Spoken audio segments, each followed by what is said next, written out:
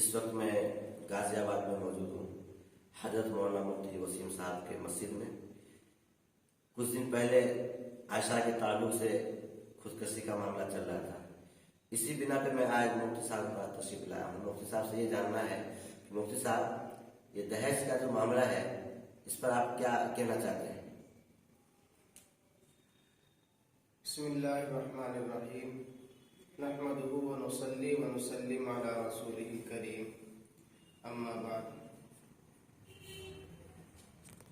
शरीयत में निकाह को इतना आसान बनाया गया था और इतना आसान बनाया गया निकाह को कि आपस में अगर दो गवाहों की मौजूदगी में अगर लड़का लड़की से कहे कि मैं तुमसे निकाह करना चाहता हूँ, लड़की कहे मुझे कबूल है, तो निकाह हो जाता था। शरीयत एतबार से निकाह की ही। लेकिन आज हमारे मुआशरे में जो चीज शरीयत ने इंतहाई ज्यादा आसान बनाया था उसी को हमने खुद बहुत ज्यादा मुश्किल बना दिया है। और इतना मुश्किल हो गया है इस वक्त निकाह, और उसकी बुनियादी वजह सिर्फ यही है कि जहेज की वजह से आज हमारे समाज और मुआशरे के अंदर नौजवान लड़कियां घरों के अंदर बैठी हुई हैं। सिर्फ जहेज की डिमांड होने की वजह से लड़कियां जवानी की दहलीज पर कदम रख चुकी हैं। वालिदैन की नींदें हराम हैं, उनको रातों रात नींद नहीं आती है, लेकिन जहां भी रिश्ता भेजते हैं तो सिर्फ यही होता है कि जहेज क्या दोगे, कौन सी गाड़ी दोगे, कितनी रकम दोगे। ये सारी चीजें, इन सारी चीजों को हमारे समाज और मुआशरे ने ऐसे जकड़ लिया है जो इंतहाई ज्यादा खतरनाक है। और इसमें समाज और मुआशरे के जो बाअसर और जिम्मेदार हजरात हैं उन्हें इस लाइन से बहुत ज्यादा मेहनत करने की जरूरत है। इसलिए हमें जहेज, जब भी जहेज का नाम आता है हमेशा जहेज को लानत के साथ याद किया जाता है कि जहेज हमारे समाज में एक लानत बन चुका है, एक वबा और एक खतरनाक बीमारी बन चुकी है जहेज। और इसी जहेज की बिना पर, जबकि शरीयत में जहेज का कोई ताल्लुक नहीं है, शरीयत में जहेज का दूर दूर से कोई वास्ता नहीं है। जो कुछ खर्चा अल्लाह ने निकाह के वक्त रखा है वो सारी की सारी जिम्मेदारी मर्द पर है। कुरान करीम में अल्लाह ताला ने इरशाद फरमाया, अर्रिजालु क़व्वामूना अलन निसा बिमा फ़ज़्ज़लल्लाहु बअज़हुम अला बअज़। मर्द को अल्लाह ताला ने एक निगरां, एक जिम्मेदार बनाया है। तो सबसे पहला शरीयत एतबार से भी अगर हम देखते हैं तो निकाह के वक्त सबसे पहला खर्च जो शरीयत ने, अल्लाह ने जो रखा है वो मर्द के ऊपर है, वो मेहर अदा करना। मेहर की अदायगी मर्द के जिम्मे, औरत के जिम्मे नहीं।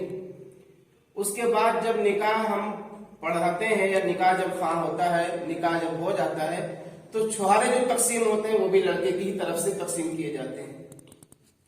उसके बाद जो बीवी के अखराजात हैं, उसके बाद उसकी रिहाइश, उसके कपड़े, उसके खाना, उसके नानो नफका, उसका खर्च, उसकी रोटी, सारे खर्चे शरीयत ने सारे खर्चे मर्द के ऊपर रखे हैं।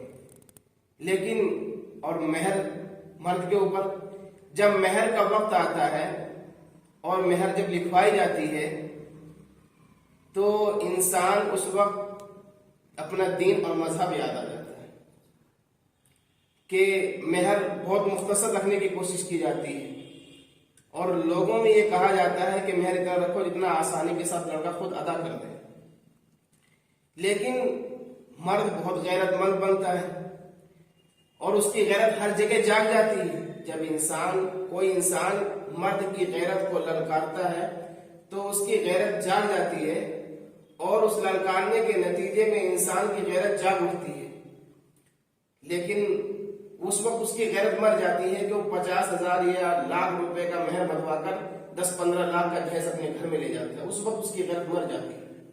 ये इंतहाई ज्यादा अफसोस की बात है कि जहेज की वजह से आज अखबारों में देखिए, न्यूज पे देखिए और सोशल मीडिया पे देखिए, ना जाने कितनी लड़कियां जहेज की बिना पर अपने हाथ धो बैठती हैं اور اپنی جان اللہ کے حوالے کر دیتی ہیں. کوئی خودکشی کر لیتی ہے, کوئی پانی میں ڈوب کر خودکشی کر لیتا ہے, کوئی اپنے آپ کو آگ کے حوالے کر دیتا ہے.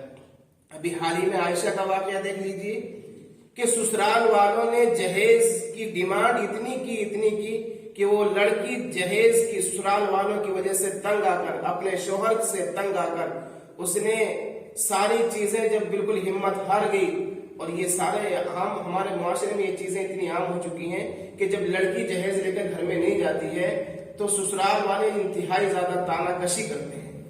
اس تانا کشی کے نتیجے میں لڑکیاں ذہنی طور پر ذہنی بیماری کا ذہنی تناؤ کا شکار ہو جاتی ہیں. اس کے نتیجے میں جس کے والدین نے پوری زندگی کا خرچ کر کے اس لڑکی کو رخصت کیا تھا, وہی لڑکی آج خودکشی کر لیتی ہے. یہ آئے دن آپ اخباروں میں دیکھ لیجیے, چینل پہ دیکھ لیجیے, ٹی وی پہ دیکھیے, آئے دن یہ واقعات پیش آتے رہتے ہیں. یہ انتہائی زیادہ خطرناک ہے. اس لیے ہم سب مل کر اور سماج کے بااثر اور ذمہ داروں کو مل کر اس جانب توجہ دینی چاہیے. شریعت میں جو چیز اللہ نے رکھی ہے, جب ہم شریعت سے ہٹ کر چلیں گے تو ہمارے سماج اور معاشرے میں پریشانیاں ہی پریشانیاں آئیں گی. اس لیے کہ شریعت اعتبار سے اللہ نے کہا ہے کہ لڑکی کو جس طرح باپ اپنی بیٹوں کو اپنی وراثت میں حصہ دیتا ہے, اسی طریقے سے لڑکیوں کو بھی وراثت میں حصہ دینا شروع کر دیں. جب بارات آتی ہے, جب مغنیتیں ہوتی ہے, اسی وقت ہمیں یہ شرط اور یہ معاہدہ کرنا چاہیے کہ ہم اپنی لڑکی کو جہیز نہیں دیں گے. ہم جتنی ملکیت ہماری ہے, باپ کی جو ملکیت ہے, اس میں جو بیٹی کا حصہ جو شریعت نے مقرر کیا ہے اس کے مطابق لڑکی کو حصہ دینا چاہیے.